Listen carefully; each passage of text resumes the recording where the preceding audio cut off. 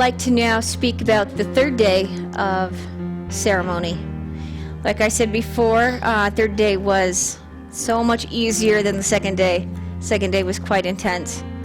The third day was about sharing wisdom, sharing the teaching, sharing lessons that I'd received since I was young by the other side, the ancient ones, as we'd like to call them. So this was a beautiful day. We all gathered around and began to speak about the things that the wisdom keepers, the shamans, the elders at this time, now that the ceremony had begun, what are the things that needed to be ushered in? What are the things that needed to be exposed, talked about? What are the truths that need to come back for us, the people of this generation, in this time, this finalized time on the calendar? This finalized time on the calendar is exactly what we're living in. This, the end of the world, is not the end of the world. It's the end of the world as we know it. Like I said before, we will not be allowed to destroy our mother. But we were seen as able and willing to change. And so ceremony came forth. And here we are now, bringing in the truths and the knowledge that once were here, a very long time ago. And it's time to remember this. It's time to remember these truths in ourselves. It's time to remember how to live. How are we supposed to raise our consciousness? How are we supposed to be a people of a higher consciousness? It is quite simple, but also quite hard. Because we are human beings, because all of those who came before us, since we are very small, we are taught how to act, how to see, how to be, and it is ingrained in us certain things, certain rules. And it is very hard for adults right now to say, okay, I'm going to set aside all of these rules and learn something new. But it is possible. That is why each one of us were saved at this time to be here, because we can do it. Because our parents were not strong enough, but this generation is. Our children will be and are the offspring of the condor and the eagle flying wingtip to wingtip. It has happened. Many of us here in this room have heard about this prophecy to come, that the condor and eagle will fly together once again. It began the day of ceremony. It is happening. And now that these two birds fly together, the condor of the south, of the heart, and the bald eagle of the north, of the mind, our intelligence, they're wingtip to wingtip, and now there's a shift that happened. It is not one or the other, it is both. And the children that will come from this generation will be extraordinary. They will be the ones to live out and see this miracle transpire. We are the parents of these children because we are the strongest of the strong, because our souls and our willingness will push us to do the right thing, because we will not sit back and watch our mother be destroyed. We will not sit back and just let terrible things happen. We are changing them. We are strong. And our children will be the beautiful angels of what we can change. So, how do we do this? How do we change? We're all willing, otherwise we wouldn't be here. It is a simple concept. We must live from the heart and not the mind. How do you do it? It's hard. You can't stop yourself from thinking thoughts, and this is not what I'm asking you to do. Somewhere along the line, truths have kind of been here and kind of not. Many of them have been hidden. For a very long time, we've heard different religions, Buddhas, spiritual beings, trying to figure out how to get out of the mind completely, how to go back to the higher self and leave the human self behind. The message that I would like to say is our higher selves sent us here to experience being human. It's okay to be human. It's fun to be human. It should be enjoyed to be human. We are given these experiences so that we can laugh, so we can have joy, so that we can cry and have pain, so that we can learn great lessons and become stronger, more beautiful beings. I am not saying be the great I am. You are the great I am. Your great I am sent a very small spark of you down here to interact, to find love and joy and learn lessons and become a great being. Your great I am sent you down here to save something more miraculous and beloved than almost anything else, planet Earth. She is a beloved being to the entire universe and beyond. Your highest, greatest self, your great I am, sent a spark of you here, to be strong, to usher in this new thing. And so I am not telling you, be the great I am, do not be human. I'll tell you right now, I love red wine. I like dirt bikes. I like loud music, and I like to dance.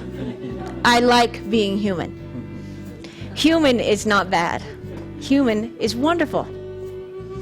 We are to be human and to enjoy being human, but from right here, not from up here. How many times do you base a decision on an educated decision? How many times do you make a decision by how you feel? This is the challenge, and this is what I'd ask each of you to do and try to begin. It is hard because we have been taught to use this and only this. When a man feels like crying, he will talk himself out of it. When you want to look tough in front of a group or a crowd, I sit here and say, don't you dare cry in front of all these people. But the heart can't help it. If you let the heart rule, you will always succeed. Every decision in your life will be completely perfect and as it should be if you make the decision from the heart. What is that spark that came from the great I am, and where does it live? It lives right inside of you. It's your emotion. Your great I am is your emotion. If you weep, if you feel horrible, something is wrong. If you are trying to make a decision, do I take this job, and you feel confused, and you feel anxious, and you feel nervous, and you feel horrible, the answer is no. It doesn't matter how much the job pays. It doesn't matter how much insurance you can get. That is all this. The higher self is telling you. It's telling you by emotion. It's telling you by how you feel. How do you feel about that job? What's the feeling you get inside of your chest to take it? Are you excited? Are you thrilled? Do you feel warm inside? Is the answer yes? Stop making decisions with the brain. Start making them with the heart. I have learned this lesson when I was about 10, and yet it has been repeated to me every single year since. Obviously, I'm not following the guidelines very well, but it's because, and once again, I was expressing this to my dear friend Jennifer, the other side is so full of love. They are just so full of love. How many times have you seen your child do something that perhaps you didn't want them to do, and they start crying, and do you punish them and lock them in the room? Or do you bend down and hug them and cry with them and say, it's okay, we're going to do better? This is how they are. They love us so much. Our ancestors, the people on the other side, love us so much. It was just 2 nights ago, I was in my kitchen in the middle of the night crying because, I'm getting a lesson for like the bazillionth time. And yet they just bent down, kind of chuckled with me, gave me hugs and said, I love you. They love us. And so let's start remembering how to interact with one another. Let's start remembering how to make decisions from here and not here. It's all love-based. We were sent here because our highest self loves us so much and loves this planet so much and loves each other so much, we wanted to help. And so a little spark of us got put down here. So what I am saying is, for one moment, what happens if all of these rules that we've been taught since we were young, what if we put them in a little handbag and set them down for a moment? And what happens if you are the great I am? What if the answer is you? Truly, what if you are the answer? If we realize this, we start being the answer. We have been taught in all religions, all walks of life, not to be sinful, to feel all of this sadness and shamefulness because we didn't toe the line, because we didn't do all of these steps, because we didn't mind all of these rules. What if we were all placed in these different situations because highest self put us there? We get to let go of all of these worries of, am I making the right decisions? Am I supposed to live here? Am I supposed to live there? Should I have gotten a degree in this? Or should I just be a stay-at-home mom? Let's take a deep breath and realize your highest self has put you in the exact position you are in. Then there's no more chaos. Again and again and again, the ancestors say, everything is being taken care of. It's all being taken care of. Just live and make your decisions from the heart. Everything that you are supposed to achieve, if you live from the heart, you will achieve. So now we can take a deep breath and relax a little bit. Stop beating yourselves up, because you are the answer. You want to change something, be the change. The biggest mistake that we have made for hundreds, thousands of years, because we are intelligent beings, because we were given the gift of this mind, we put the mind in charge. This is not how it was supposed to be. Always this spark, the heart was supposed to be in charge. And somehow we lost that.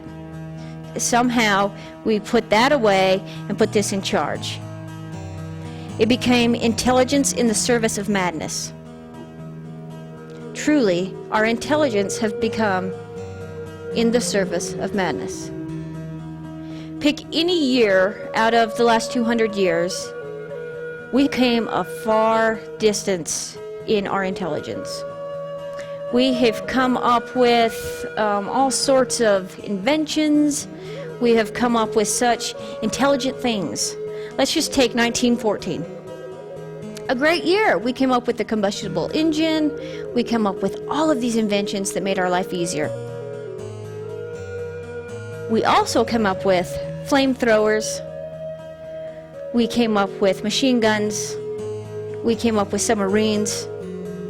We come up with all ways, all manners in which to kill each other. Where is our intelligence serving us? We have been in the control of intelligence under the control of madness. This is part of the message. We are intelligent beings because we are supposed to use our intelligence with our heart and create something phenomenal. And yet we have thrown it away. Now is the time to change.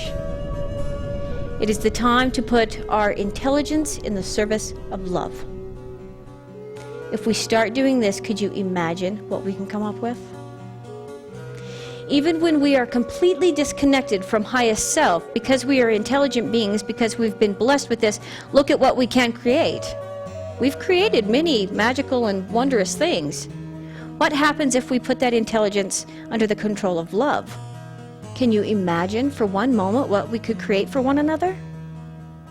It's unthinkable. We could do so many magical things. So now is the time.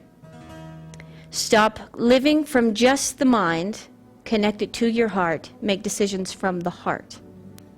Now what can we create? The possibilities are endless. If we stop using our power to kill each other, to judge one another, even if I sit here and judge you because you do not believe me or want to follow in what I'm saying, I'm using this and not this. If I believe you are the great I am and I am the great I am, you are free to do as you wish, and so am I. And I love you. I love you. This message all by itself can change our planet, can change our entire existence. Start living from the great I am that you are. How do you do this? Live from the heart. This alone can change our existence, all by itself. This is one large message, and a message that will not stop being talked about. This is the message that all of us will move forward in. This is what will give the strength to the rise of a higher consciousness on our planet. This very act of remembering who you are changes your consciousness. And if you remember who you are as the great I am, coming from the heart, and I remember, and we start acting intelligently from this, we change the entire globe. There are a few more, actually a lot more, prophecies, information, things that have come, and they are quite intense. Remember, before I say anything else, remember that the main message is, as Don Alejandro says, we are all one people, fingers of the hand. The heart is the palm. We are the fingers. There is nothing to be afraid of. This is the most glorious time on our planet. Rejoice. We are here. Our highest selves were so glorious that we got chose to be here. We got chose. We were invited. Some strange thing just didn't go boom and all of a sudden we're here. We got chose because we are the strongest of the strong. Because we are miraculous beings. It is time to rejoice. We got to take part in a ceremony that shifts the planet and the way we live on it, our consciousness, and we got to take part in a consciousness change that connects us to our ancestors, to our beloved ones, to the star beings, to the angels, to God and Goddess that we are. What a magnificent thing. I've been given many, many lessons, but they have always been for myself, for me to understand, and then for me to talk about. This was not just for me, it was for me to share with the masses, and this makes me nervous, and of course I scared myself about trying to having to share something that is a little bit different, but is absolutely true. Also, this exact message I found out later after receiving it and after ceremony had been given to several of the wisdom keepers, several of the shamans that were taking part. And I've spoken with grandfather about it too, and he tells me, don't worry, it's all right. Keep saying it. So I would like to share word for word, and I apologize for reading, but I don't want to err in this. On Thursday around 2 o'clock, as I sat in meditation drumming on a sacred drum, something happened that I would like to share with you. As what I received was not only for my ears, but for all of us. A man spoke with great nobility and strength. I am White Feather. I wish to speak of the people from the stars. As I tried to repeat word for word what I was receiving, my dear friend Jennifer recorded the account. This is the exact account. I am Grandfather White Feather. I carry with me the knowledge of Hopi men, women, and those who are still growing. In front of you, the children of Earth, stands a smoky mirror. The smoke keeps you from seeing who you truly are. Time is near for the smoke to be removed. Are you not waiting for the last sign? The children of men have received many signs before, and the prophecy of these signs always came true. The first sign given to the ancestors. White men will come to the land bringing with them fire and steel that kills. These white men are not the white men from the stars. They are full of greed, wanting to eat, needing to consume everything. These are not the same white men from the stars. This first sign was given hundreds of years ago to our ancestors here in North America.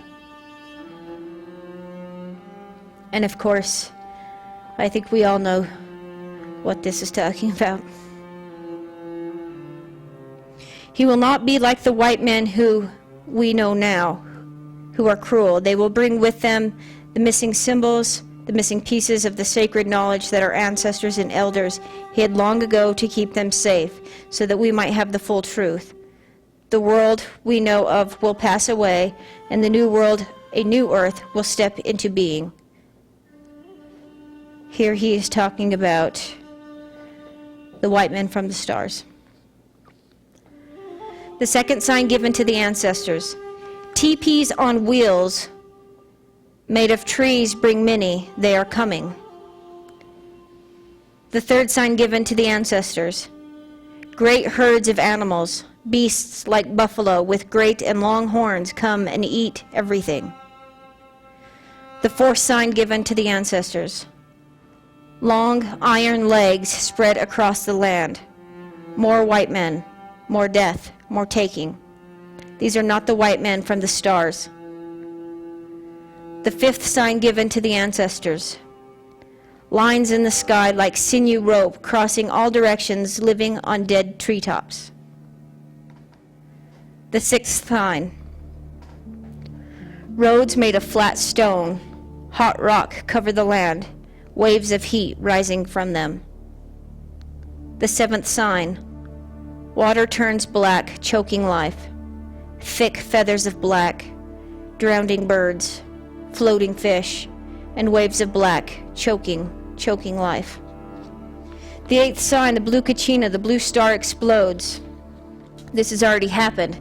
This is part of why the ancestors' gathering was announced, because the blue star is in the sky. It is here. It's leaving a trail of blue light clear across the sky. Scientists have already got it mapped. The story of the blue kachina is a very old story. This event would tell us that the end of times are very near. Then the blue star kachina would physically appear in our heavens, which would mean that we were in the end times. We would look up into our heavens and we will witness the return of two brothers who helped create this world in the birthing time, the guardian of the North Pole and his brother, the guardian of the South Pole. On August 16th, 2007, Science Daily reported people have watched the star break down for 400 years, but only recently have astronomers noticed that it is leaving blue material behind it as it cruises through the universe at 80 miles per second. When viewed with an ultraviolet imaging from a satellite, it displays a wake 4 times the diameter of the moon. This blue star is in our sky now and is traveling through the universe. This is partly why Don Alejandro announced that the gathering was upon us, time for ceremony. The only thing left is, after the gathering of the ancestors, the ninth and the last sign before the world is reborn. The white men will return from the stars in their discs to help us once again. They will feed our souls. They come to help. They will remind us where the truth is buried in the earth and bring our truths back to us. This will bring great joy, full hearts, and unite us as one family. I am White Feather. I am the grandfather of the Hopi. I now fly with the condor. Aho. We are part of this change. Like I said before, it is in our DNA to be very human. We've only been taught how to live from the mind. We have only been taught how to make decisions up here. And now it's time for us to stop this and go deep within the heart. But we're going to need help. We alone cannot make the changes needed. We alone, those of us on this planet, need help bringing back truths that once were here. I know to some of you, to many, perhaps, white men coming from discs in the heavens sounds pretty phenomenal. If you think about it, if you do your research, if you look at old paintings from every indigenous culture on this planet, you will see discs. From all of their teachings, no matter where you look on this globe, the indigenous people have teachings of the great beings who came from the sky. These great beings brought with them truths, a way of being, a way of knowing, a way of building. And then they were buried because us, the human beings, started to destroy each other. These truths have to be brought back. I can go into detail about this, but I think I'll skip it for now.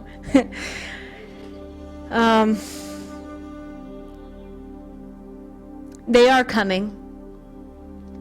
Many are here. I would ask that you open your hearts to understand what I'm saying. Listen to my voice and know within your heart what is real and what is not. There are so many signs that this is already happening. The truths are coming back out of the earth. There are several locations that many of us know exactly where they are. When they will be brought out, will be asked at a certain time, but they are coming out. The information is being brought. There is a lot to be said of hoaxes. Yes, many. Many hoaxes. Many by governments to cover up something that is very real. Crop circles, 50% hoax? Yes. 50% real? Absolutely. And now that the energies have been broken wide open from the heavens, and these energies are coming down to our planet, as well as the ancestors past, they are here. So are those who are coming to help us from the stars. I would ask that you listen to me when I say no one is coming to harm us. They love us like their own children. They love us and they want us to succeed. They want us to succeed in loving this earth. They want us to succeed in loving each other, in remembering who we are and what our capabilities are. Keep your eyes and minds and hearts wide open. There's going to be so many truths coming out and about. And I will tell you right now, not one of them will come from organized religion. Not one. Pay attention, listen to those who are not representing a religion, but representing truths. Listen with your heart, and you will know who is speaking truth. Judge all by your heart and not your mind. Some things will seem fantastical, but so does iron legs going across the land. It's not as crazy as we make it out to be. It is a beautiful time on this planet, and we get to help. We get to be here. We were asked to be here because we are strong, divine, beautiful, loving, courageous beings. And we're going to make a difference. We're going to remember how to love our mother. We are going to remember how to love each other. We are going to remember how to teach our children how to be beautiful light beings that they are.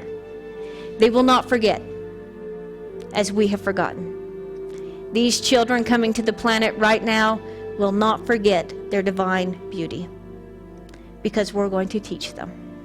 And it is us who will usher in the new generation, these beautiful children that will come into this world enlightened. It is a chore, but it is a great honor. I can say with a full heart, I love each of you, and I respect each of you. And I thank you for being here. I thank you for listening with your hearts. I thank you for taking the opportunity to come to this planet at this time. I thank you for your courage. I thank you for your friendship and for the family that I've gained out of having courage to step into this, I gained a family. And I thank you for that. And I love you. Aho.